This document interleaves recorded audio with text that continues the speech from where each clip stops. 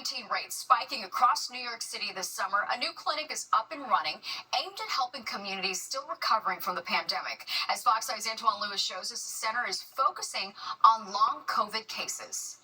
There are about 200 symptoms that have been attributed to long COVID. To that end, Dr. Alex Fetterman helped launch the Mount Sinai Internal Medicine Associates Center, a new facility designed to study and treat patients with lingering symptoms of coronavirus or long COVID.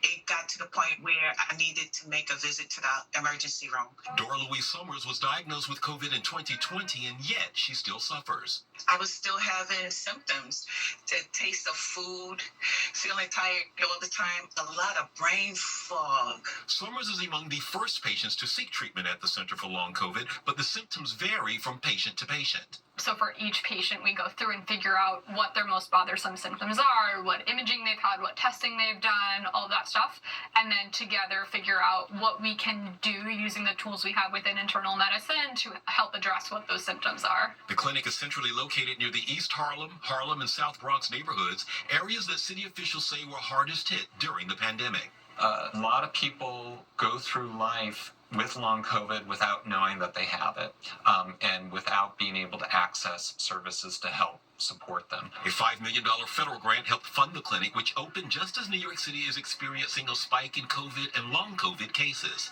We'll see anyone who has long COVID. If they're not sure if they have long COVID, they're welcome to come in and we can put it together for them and see if that's what's going on. In fact, all of the specialists a long COVID patient would need are under one roof. Should there be one who isn't, the center will connect you with that physician as well. Reporting from Harlem, Antoine Lewis, Fox 5 News. The viral illness, Mpox, quickly spreading across Africa, forcing the WHO to declare a global health emergency. Formerly known as monkeypox, cases are up 160% from last year. Deaths have risen by 19%. So far, there's been confirmed cases in more than a dozen countries, raising concerns that it could spread beyond Africa. Scientists also warn of a new strain as supplies of vaccines remain low.